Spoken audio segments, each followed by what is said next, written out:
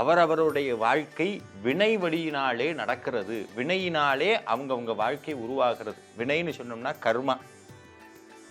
ஹிந்து சமயத்தினுடைய மேன்மையான ஒரே கருத்து கர்ம வினை கொள்கைதான், கர்மா கோட்பாடு. நாம் எதை செய்கின்றோமோ அது திருப்பி நமக்கு எப்படியாவது வரும். இந்த ஜென்மத்தில் நம்ம அனுபவிக்கக்கூடிய விளைவுகளுக்கு காரணம் ஏதேதோ ஜென்மங்கள்ல நம்ம செஞ்ச வினைகளினுடைய ஒரு தொகுதி. ஆனால் விழுந்து விழுந்து சாமி கும்பிட்டுக்கிட்டே இருப்போம். ஆனால் அவங்க வாழ்க்கை ஒரு நினைச்ச அளவுக்கு போகாது. அப்போ அவங்க ஒரு வார்த்தை சொல்லுவாங்க, அவங்க சாமியே கும்பிட்றதில்ல, அவங்க நல்லா இருக்கிறாங்க, ஆனால் நான் விழுந்து விழுந்து சாமி கும்பிட்றேன், எனக்கு திருப்பி திருப்பி கெட்டது நடக்குதுன்னு. எப்போதெல்லாம் சாமியை முழு மனசோட முருகனை நம்புகின்றோமோ அப்போதே நமக்குள்ள ஒரு தனி தைரியம் வரும். அந்த தைரியத்துக்கு பேர் வேல். ஸ்ரீனிவாசா டூர் நடத்தும் ஆன்மீக சுற்றுலா. தொடர்புக்கு 9384854560. சௌபாக்யா home and kitchen appliances. Everest easy chef ஆகுங்கள் சில நிமிடங்களிலேயே. ஹர ஹர நம பார்வதி பதஜே ஹர ஹர மகாதேவ. வெற்றிவேல் முருகனுக்கு அரோகரா. எல்லாம் உள்ள முருகப்பெருமானுடைய திருவருளாலே இந்த வாழ்க்கையை நடத்தக்கூடியது எது, ஒவ்வொருத்தருடைய வாழ்க்கையும் எது நடத்துது அப்படின்னு கொஞ்சம் யோசிச்சோம்னா ஒரு சின்ன உதாரணத்தோடு தொடங்கலாம். நம்ம கூட படிக்கும்போது ஒரு 60 பேர் நம்ம கூட படிச்சிருக்காங்கன்னு வச்சுக்குவோம். இன்றைக்கி நீங்கள் ஒரு சும்மா அந்த 60 பேருக்கும் ஒரு ஃபோன் பண்ணி கேளுங்களேன், ஒவ்வொருத்தருடைய வாழ்க்கையும் ஒவ்வொரு மாதிரி இருக்கும். ஆனால் நம்ம படிக்கும்போது ஒன்று நினச்சிருப்போம், இவெல்லாம் நல்லா படிக்கிறான், பெரிய இடத்துக்கு போயிடுவான் அப்படின்னு. ஆனால் இன்றைக்கி பார்த்தோம்னா வாழ்க்கையே தலைகீழாக புரட்டி போட்டிருக்கும். இப்படி ஒவ்வொருத்தருடைய வாழ்க்கையும் நினச்ச மாதிரி இல்லாமல் இருக்கிறதுக்கு காரணம் என்ன அப்படின்னு கேட்டுக்கிட்டே இருந்தோம் அப்படின்னா ஒரு விஷயம் நம்மளுக்கு திருப்பி வந்து நிற்கும். அது என்னன்னா, அவரவருடைய வாழ்க்கை வினை வழியினாலே நடக்கிறது. வினையினாலே அவங்கவுங்க வாழ்க்கை உருவாகிறது. வினைன்னு சொன்னோம்னா கர்மா. இந்த கர்மாவை பற்றி சொல்லும்போது ரொம்ப வேடிக்கையாக அக்பர் வந்து சந்தேகப்பட்டாரா. அதாவது என்னன்னா, ஹிந்து சமயத்தினுடைய மேன்மையான கருத்து என்ன அப்படின்னு கேட்டாராம். ஒரே ஒரு கருத்து சொல்லு அப்படின்னு பீர்பால் சொன்னாரா, ஹிந்து சமயத்தினுடைய மேன்மையான ஒரே கருத்து கர்ம வினை கொள்கைதான், கர்மா கோட்பாடு. கர்மா கோட்பாடுனா என்ன, கர்ம வினைனா என்னன்னு கேட்டாரா. உடனே சொன்னாரா, நீங்கள் எதை செய்கின்றீர்களோ அது உங்களை திருப்பி உங்களுக்கே வரும். எப்படி எதை நீங்கள் செய்கின்றீர்களோ அது உங்களுக்கு திருப்பி வரும்னு சொன்னாராம். உடனே அக்பர் சொன்னாரா, இதில் எனக்கு நம்பிக்கை கிடையாது. அப்படியா அப்படின்னு முயற்சி செய்து தான் பாருங்களேன், அதை எப்படி நான் நம்புறதுன்னு அக்பர் ஒரு நிமிஷம் அப்படி யோசிச்சுட்டு பீர்பாலை ஓங்கி கன்னத்தில் படார்னு அரைஞ்சிட்டார். அரைஞ்சோடனே அக்பர் சொன்னாராம், பீர்பால், நான் ஒரு அரசன், உன்னை நான் இப்பொழுது கன்னத்திலே அரைந்திருக்கிறேன், எப்படி எனக்கு இது திருப்பி வருகிறது என்பதை நானும் பார்க்கிறேன்னு கன்னத்தில் கை வச்சுட்டே பீர்பால் சிரிச்சுட்டு வெளியே போயிட்டார். வெளியே போகணுன்னு வாசலில் ஒரு வேலைக்காரன் வரான். அவனை பார்த்த அடுத்த நிமிஷம் பீர்பால் என்ன பண்ணார், படார்னு அவன் கன்னத்தில் அரைஞ்சு போடுறார். அவனுக்கு ஒரு ஆச்சரியம், எதுக்கு இப்போ நம்மளை அடித்தார் அப்படின்னு பீர்பால் சொன்னாரா, அரசரே இந்த விளையாட்டை தொடங்கி வைத்திருக்கிறார். யாரை நாம் முதலில் அடி வாங்கிய பிறகு பார்க்கின்றோமோ அவர்கள் கன்னத்தில் நாம் அறைய வேண்டும். இது அரசர் தொடங்கி வைத்த விளையாட்டுன்னு அவர் சொல்லிட்டு அவர் பாட்டுக்கு போயிட்டார். சுற்றி சுற்றி சுற்றி சுற்றி இப்படியே போய்கிட்டே இருக்கு. அக்பர் போய் அந்த புறத்தில் படுக்கிறார். படுத்த அடுத்த நிமிஷம் பலார்னு அக்பர் கன்னத்தில் அற விழுகுது. கொதிச்செழுந்து உட்கார்றாரு. இந்த நாட்டை ஆளக்கூடிய பேரரசனுடைய கன்னத்தில் யார் அறைந்தது? திரும்பி பார்த்தா மகாராணி, அக்பருடைய மகாராணி. உடனே மகாராணின்னு அவரால் ஒன்றுமே பண்ண முடியல. ஏன் படிச்சனுன்னு ராணி திருப்பி சொன்னாங்கன்னா, உங்களுக்கு தெரியாதா, நாடு முழுக்க இந்த விளையாட்டு தான் இப்போ போய்கிட்டு இருக்கு, யார் நம்ம அடி வாங்கணும்னு திருப்பி பார்க்குறோமோ அவங்கள அடிக்கணும் அப்படின்னு அக்பருக்கு உண்மை புரிந்து விட்டது. மறாவது நாள் பீர்பாலை பார்த்து சிரித்து கொண்டே உண்மையை ஒத்துக்கொண்டார். நாம் எதை செய்கின்றோமோ அது திருப்பி நமக்கு எப்படியாவது வரும். இப்போ எல்லாருக்கும் ஒரு பெரிய சந்தேகம் என்னன்னா, எல்லாரும் தவறாமல் இந்த வார்த்தையை சொல்லுவோம், நான் என்ன பாவம் பண்ணினேன், எனக்கு மட்டும் ஏன் இந்த நிலைமை. அது மட்டும் இல்லாமல் குறிப்பாக ஒரு வார்த்தை சொல்லுவோம், என்னென்னா, மனசறிஞ்சு நான் யாருக்கும் ஒரு தீங்கு செஞ்சதில்லை. ஆனால் நம்ம எப்படின்னு அவங்கவுங்களுக்கு கட்டாயம் தெரியும், இருந்தாலும் சொல்லிக்குவோம், மனசறிஞ்சு ஒரு தீங்கு செஞ்சதில்லை எல்லாம் சொல்லுவோம். ஆனால் விதியினுடைய வலிமையே என்னன்னா இந்த கேள்விக்குள்ளே தான் ஒளிஞ்சிருக்கு. திருக்குறளில் ஊழின் பெருவழி யாவுலன்னு வள்ளுவர் சொல்லுவார். இந்த கர்ம உனையோடைய கேரக்டரை அதனுடைய குணாதிசயத்தை புரிஞ்சிக்கவே முடியாது, எப்போ எவனுக்கு எப்படி வேலை செய்யும். ஆனால் ஒரு உண்மையை நம்மளுடைய சமயம் சொல்லுகிறது, இந்த ஜென்மத்தில் நம்ம அனுபவிக்கக்கூடிய விளைவுகளுக்கு காரணம் ஏதேதோ ஜென்மங்கள்ல நம்ம செஞ்ச வினைகளினுடைய ஒரு தொகுதி, ஒரு பகுதியை இந்த ஜென்மத்தில் சாமி நமக்கு அனுப்பிச்சு வச்சிருக்கிறார்.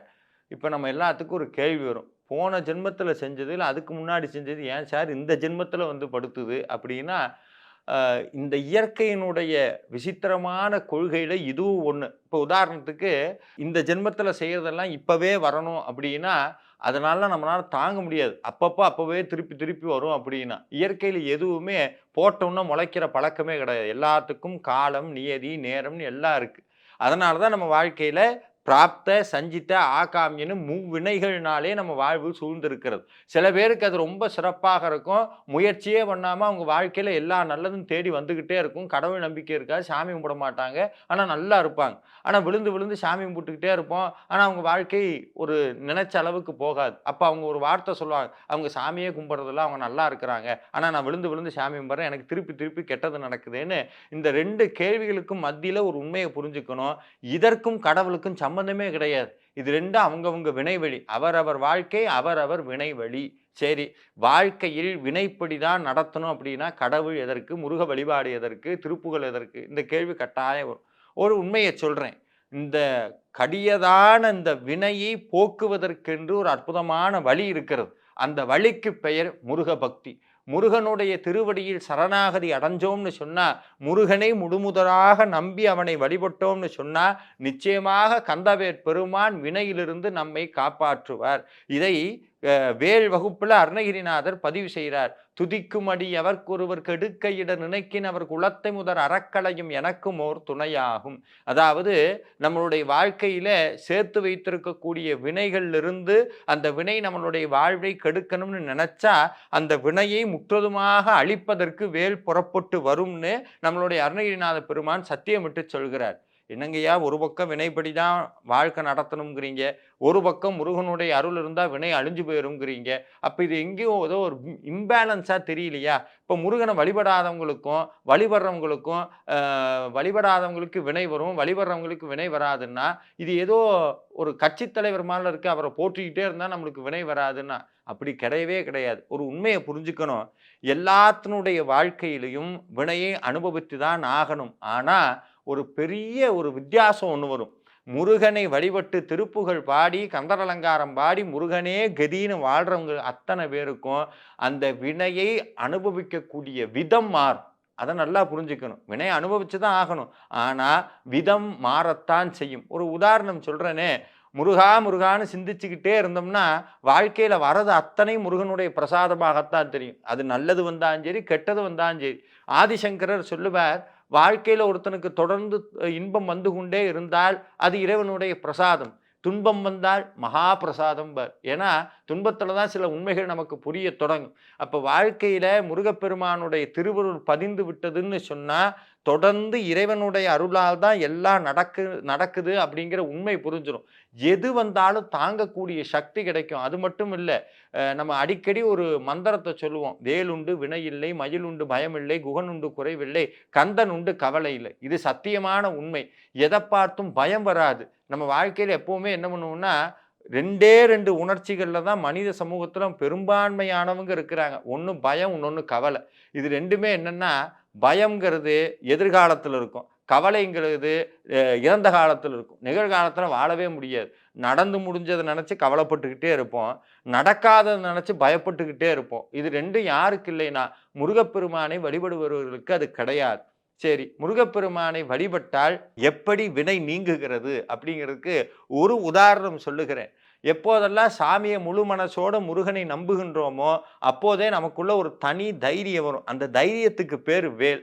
சாமி வீரபாகு உட்பட்ட நவ வீரர்கள் எல்லாம் சூரபத்மனை எதிர்த்து போராடணும் அப்படின்னு கிளம்பிய போது அவர்களுக்கு தைரியம் கொடுத்தது என்ன தெரியுங்களா? முருகனுடைய வேல் தான். அது மட்டும் இல்லை, சூரபத்மனுடைய கொடுமையினால் தேவர்கள் எல்லாம் சிறையில் அடைச்சிருக்கிறாங்க. சிறையில் அடைச்சதுக்கு அப்புறம் அவங்க கனவுல முருகப்பெருமான் காட்சி கொடுத்தோன்னே வேலை பார்த்த உன்னையே அவங்களுக்கு பயம் போயிடுச்சான். இந்த வேல் இருக்கு, எப்படியாவது நம்மளை காப்பாற்றும்னு தேவர்கள் எல்லாம் அந்த வேலை பார்த்த அடுத்த நிமிடம் அவர்களுடைய வாழ்க்கையில் நம்பிக்கை பிறந்தது. அதனால வேலை வழிபட்டால், முருகனை வழிபட்டால் நிச்சயமாக வினை ஓடிவிடும். சாமி ஒரு இடத்துல சொல்றார், வினையை ஓடவிடும் வல்வேலுங்கிறார். வினையை ஓடவிடக்கூடிய அற்புதமான சக்தி முருகப்பெருமானுடைய கையில் இருக்கக்கூடிய வேலுக்கு இருக்கிறது. ஒரு உதாரணம் சொல்லுகிறேன். அதாவது நம்மளுடைய வேல்மாறல் மகாமந்திரம்னு ஒரு அற்புதமான மந்திரம் இருக்குது. முருகப்பெருமானுடைய திருவருளால் இன்னைக்கு பல அடியார்களுடைய வாழ்க்கையை மாற்றி அமைத்துக் கொண்டிருக்கக்கூடிய அற்புதமான வழிபாடு. அந்த அற்புதமான மந்திரம். அந்த மந்திரத்தின் மூலமாக நாங்கள் ஒவ்வொரு மாதமும் வாழ்வை மாற்றும் வேல்மாறல் வழிபாடுங்கிறத நடத்திக்கிட்டு இருக்கோம். அதில் ஒரு அம்மையார் அடியாராக இருக்கிறார்கள். அவர்கள் முருகப்பெருமான் மீது அசைக்க முடியாத நம்பிக்கை. இந்த நம்பிக்கைன்னு சொன்னால் ஒரு உண்மை சொல்கிறேன் சார். இந்த நம்பிக்கைக்கு எப்படி இருக்கணும் அப்படின்னா, முருகனை நம்புகிறேன் அப்படின்னா வாயளவில் சொன்னால் மட்டும் பத்தாது. உள்ளுக்குள்ளே ஒரு உணர்வு வேணும். என்ன உணர்வுனா, முருகா எல்லாம் நீதான். என் வாழ்க்கையில் நல்லது வந்தால் நீதான், துன்பம் வந்தாலும் நீதான், இன்பம் வந்தால் நீதான். என் வாழ்க்கையை உன்கிட்ட கொடுத்துட்டேன். நீ எது எனக்கு கொடுத்தாலும் சரிங்கிற அந்த உணர்வு நிலைக்கு பேர் தான் உண்மையான பக்தி. நல்லது வரும்போதெல்லாம் முருகன் கொடுத்தார் முருகன் கொடுத்தாருன்னு நினைக்காம, ஏதாவது கெட்டது வந்தால் முருகன் என்னை சோதிக்கிறார், முருகன் என்னை எல்லாம் போட்டு படுத்துறார் அப்படின்னா நினைக்கிறது. நல்லது வந்தாலும் துன்பம் வந்தாலும் முருகனுடைய திருவிளையாடல்னு எப்போ மனசு பக்குவ நிலைக்கு போகுதோ அப்போதே வினை குறையத் தொடங்கும். அப்படி அந்த அடியார் என்ன பண்ணாங்கன்னா, உடம்புல தீர்க்க முடியாத ஒரு பெரிய பிரச்சனை, அந்த கணையம்னு சொல்லக்கூடிய இடத்துல ஒரு துன்பத்தினால அவதிப்படுறாங்க. பித்தப்பையில் ஒரு துன்பத்தினால அவதிப்படுறாங்க. நோய் படுத்துது. மருத்துவர்களே தொடர்ந்து கைவிட்டுறாங்க. 15 நாள் மருத்துவமனையில் இருப்பாங்க. 15 நாள் உணவு குழாயில் டியூபு சொருகி மருந்து போகும், உணவு போகும். 15 நாள் வீட்டில் இருப்பாங்க. இப்படி ஒரு கொடுமையான வாழ்க்கை. தொடர்ந்து வேல்மாறலை படித்து படித்து படித்து படித்து அவர்களுக்கு அறுவை சிகிச்சை நடக்கும்போது அவருடைய கணவர் வெளியே உட்கார்ந்து வேல்மாறல் படிக்கிறாங்க. அவர் மனசுக்குள்ள ஒரு நம்பிக்கை தான் இருந்தது, முருகன் ஒருபோதும் கைவிட மாட்டார், முருகன் பார்த்துப்பார். அவருடைய உடம்பிலே ஒரு டியூப் ஒன்று பொருத்தப்படுகிறது. அந்த டியூப் எதுக்குன்னா, சரியாக வேலை செய்யறதுக்காக, அந்த உணவு இதெல்லாம் சரியாக வேலை செய்யறதுக்காக ஒரு டியூப் மாதிரி ஒரு கருவி உள்ள பொருத்தப்படுகிறது. திருப்பி சர்ஜரி பண்ணி அந்த டியூபை வெளியே எடுக்கணும். ஆனால் ஒரு குறிப்பிட்ட நாள் அது உள்ளே இருக்கணும்னு சொல்லி மருத்துவர் சொல்கிறார். அதே அந்த அறுவை சிகிச்சையெல்லாம் முடிச்சு திருப்பி வேல்மாறல் வழிபாட்டுக்கு வந்தாங்க. முருகப்பெருமானை பரிபூர்ணமாக நம்பி அவர்கள் சேவையை செய்தார்கள். உடல் வலியோடு சேவையை செய்து வேல்மாறல் பாராயணம் செய்து முடித்த பிறகு திருப்பவும் மருத்துவர்கிட்ட அந்த அப்பாயின்மெண்ட் வாங்கி அந்த சர்ஜரிக்காக போகிறாங்க. அப்போ ஸ்கேன் பண்ணி பார்க்குறாங்க. அந்த டியூபுக்காக அந்த திருப்பி ஸ்கேன் பண்ணி பார்க்கும்போது நடக்க முடியாத ஒரு அற்புதம் நடந்தது. என்னன்னா, உள்ளே இருந்த டியூபை காணும். டாக்டரே ஷாக் ஆகிறார். எப்படிங்க உள்ளே இருந்த டியூப் காணாமல் போகும் அப்படின்னு. இதை கேட்டவுடனே எல்லாரும் இதில் கமெண்ட் பண்ணுறவங்களாகட்டும், பார்க்குறவங்க அத்தனை பேருக்கும் இது எப்படி சார் நடக்கும், எப்படி சார் நடக்கும். ஒரு விஷயம் சொல்கிறேங்க, வாழ்க்கையில் நமக்கு அனுபவப்படாத விஷயங்கள் எல்லாம் பொய்ன்னு சொல்கிறது மிகப்பெரிய ஒரு அறிவிலித்தனம். இப்போ உதாரணத்துக்கு என் வாழ்க்கையை நான் அது வரைக்கும் ஒரு நாட்டை பார்த்ததே இல்லை அப்படின்னா அந்த நாடே இல்லைன்னு சொல்ல முடியாது. நான் மலையை பார்க்குறேன், எனக்கு தெரியறது மட்டும்தான் மலை, அதுக்கு பின்பக்கம் இருக்கிறதெல்லாம் ஒன்றும் இல்லை அப்படின்னு சொன்னால் இதெல்லாம் நம்மளுடைய குறை. நமக்கு அனுபவப்படலை அப்படிங்கிறதுக்காக ஒரு பொருளை இல்லை என்று சொல்ல முடியாது, ஒரு உணர்வை இல்லைன்னு சொல்ல முடியாது. நீங்கள் முருக பக்திக்குள்ளே வந்துட்டீங்கன்னா சாத்தியம் இல்லாததையெல்லாம் சாத்தியமாக்கி கொடுக்கறது தான் சரவண பெருமானுடைய அற்புதமே. அப்படி அந்த அடியாரனுடைய பிணி நீக்கப்பட்டு இன்றளவும் வேல்மாறல் வழிபாட்டிற்கு சேவை செய்து கொண்டிருக்கிறார்கள். எப்படி மாற்றவே முடியாத வினை, அவங்களுடைய வினை துன்பப்படணுங்கிறது தான். அந்த நோயினாலே துன்பப்படணுங்கிறது வினை, விதி வினை. ஆனால் அவங்க முருகன்ட்ட ஒரு விஷயந்தான் சொன்னாங்க, நான் துன்பப்படுறது பிரச்சனை இல்லை, எது வந்தாலும் சரி முருகா என்னைக்கும் என்ன உங்கூட வச்சிரு, உன்னை மறக்காத நெஞ்சை எனக்கு கொடு, இந்த உடல் இருக்கிற வரைக்கும் உனக்கு சேவை பண்ணணுங்கிற அந்த உணர்வை எனக்கு கொடுன்னு சாமி காலில் விழுந்தார். அந்த உணர்வு நிலை அவர்களை காப்பாற்றியது. அந்த உணர்வு நிலை அவங்களுடைய வாழ்க்கையில் மிகப்பெரிய மாற்றத்தை கொண்டு வந்தது. இப்போ நம்ம ஒவ்வொருத்தரும் என்ன சொல்கிறோம், சாமிகிட்ட போய் என் கஷ்டம் தீரலை கஷ்டம் தீரலைன்னு. ஒரு உண்மையை புரிஞ்சுக்கங்க, நம்ம ஒரு பூஜை பண்ணினா கூடி ஒரு திருப்புகள் பாடுங்கன்னு நம்ம இன்னைக்கு சொன்னாலும் திருப்புகள் பாடும்போது மனசுக்குள்ள அந்த உணர்வு பதிஞ்சிருது. எந்த உணர்வு தெரியுங்களா? என் கஷ்டம் தீராது, உங்களுடைய துன்பம் தீராதுங்கிறத நீங்கள் ரொம்ப தீர்க்கமாக நம்ப ஆரம்பிக்கிறீங்க. எப்போ ஒரு விஷயத்தை நீங்கள் தீர்க்கமாக நீங்கள் நம்புறீங்களோ அது நிச்சயம் நடக்கும். நான் எப்போதும் சொல்கிறது உண்டு, என்னுடைய ஆசான்கள் நிறையா பேர் எனக்கு சொல்லி கொடுத்த ஒரு உண்மை, நீ வெளியே பேசுகிற வார்த்தைகளை விட, அதாவது ரொம்ப அழகான ஒரு நுட்பம் அது, நீ வெளியே பிறருக்கு கொடுக்கக்கூடிய வார்த்தைகளை விட நீ உனக்கு கொடுத்து கொள்ளக்கூடிய வார்த்தைகளுக்கு மிகவும் ஆற்றல் அதிகம் அப்படிங்கிறத நம்ம தெரிஞ்சுக்கணும். இன்னைக்கு காலையில் எந்திரிக்கிறேன், இன்னைக்கு இந்த பிரச்சனை தீருமா? அது எப்படி தீரப்போகுது? எப்பவும் போல இருக்கும். எப்போ பார்த்தாலும் உள்ளுக்குள்ள கவலையை சுவைத்து கொண்டே இருந்தால் அந்த கவலை நம்மை விட்டு போகாது. இந்த பிரபஞ்சத்திற்கு உணர்வு என்ற மொழிதான் தெரியுமே ஒழிய நம்மளுடைய கவலை, நம்மளுடைய பாஷை, நம்மளுடைய மொழியெல்லாம் அதுக்கு புரியாது. நீங்கள் கவலையை நல்லா ரசித்து ருசித்து நான் எப்போதும் கவலையில் தான் இருப்பேன், எனக்கு துன்பம் தீராது, கடன் தீராது, பிரச்சனையில் தான் இருப்பேன், என்ன சாமி கும்பிட்டாலும் எனக்கு நடக்காது, திருப்ப திருப்ப இதை தீர்க்கமாக நம்ப ஆரம்பிச்சிட்டோம். இதை நீங்கள் நிறையா பக்தர்கள் அடிக்கடி ஒரு வார்த்தையை சொல்கிறத கேட்டிருக்கேன். என்னென்னா, போகாத கோயில் இல்லை, கும்பிடாத சாமி இல்லை, பண்ணாத பூஜை இல்லை, ஒன்றும் நடக்க மாட்டேதுன்னா இதில் மேலே வைக்கிற நம்பிக்கை சாமிக்கிட்ட போகும்போது கம்மியாயிருக்கு. அப்போ இந்த நம்பிக்கை என்ன பண்ணுதுன்னா சுற்றி சுற்றி உங்களுக்கு அந்த கவலைக்குண்டான சூழ்நிலையே உருவாக்கி கொண்டே இருக்கிறது. அப்போ இந்த சூழ்நிலையை மாற்றணும்னா முருக பக்தி வேண்டும், முருகனை பரிபூர்ணமாக நம்ப வேண்டும். சாமி நம்மளை ஒருபோதும் கைவிட மாட்டார். இப்படி நினச்சி நம்ம தீர்க்கமாக இருக்கும்போதே ஒரு விளையாட்டு ஒன்று நடக்கும்.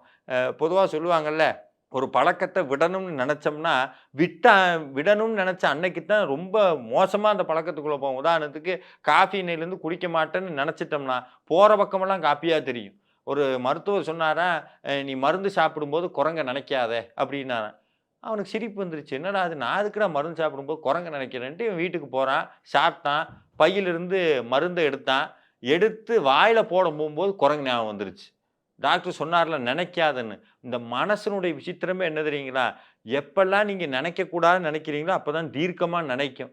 அப்போது இந்த உணர்வு நிலையை மாற்றணும்னா ஒரு உண்மையை புரிஞ்சுக்கணும். மனசு பூரா முருகனையே நினைக்கணும். அப்படி நினைக்கிறதுக்கு ஒரு சிஸ்டம் இருக்குது. என்னென்னா, வாய் நிறைய திருப்புகளை சத்தமாக பாடுறது. பூஜை பண்ணும்போது சாமிகிட்ட எதையும் நினைக்காம திருப்புகளை வாய் விட்டு பாடுவது. எனக்கு ராகம் தெரியாது, பரவாயில்ல, சாமி ஒன்றும் இது நடத்தலை, பாட்டு கச்சேரி நடத்தலை, உங்களை செலக்ட் பண்ணி கொண்டு போய் பாட்டு கச்சேரி சாமிக்கு தேவை உங்களுடைய உணர்வு நிலையை மாற்றுவதற்கு சாமி கொடுத்த மருந்து தான் திருப்புகழ்ங்கிற மகா மருந்து, கந்தர் அலங்காரங்கிற மருந்து, வேல்மாறனுங்கிற மருந்து. இதை வாய்விட்டு பாட பாட பாட மனது உருகி உருகி பாட பாட உள்ளுக்குள்ளே வினையினால் உருவாக்கப்பட்ட அந்த மோசமான உணர்வு நிலை எனும் வட்டம் அவிழ்க்கப்படும். அந்த வட்டத்திலிருந்து நீங்கள் வெளியே வர முடியும். எல்லாம் சாமி பார்த்துக்கு வர்றா. அதுக்கப்புறம் ஒரு அசைக்க முடியாத நம்பிக்கை வரும். இன்றைக்கி வேல்மாறல் வழிபாட்டுக்கு வர அடியார்கள் எல்லாம் ரொம்ப முக்கியமாக ஒரு விஷயத்தை சொல்லுவாங்க. என்னென்னா, ஏதோ ஒன்றுங்க ஐயா, சாமி இருக்கிறாருங்கிற நம்பிக்கை, நம்மளை கைவிட மாட்டாருன்னு நம்பிக்கை.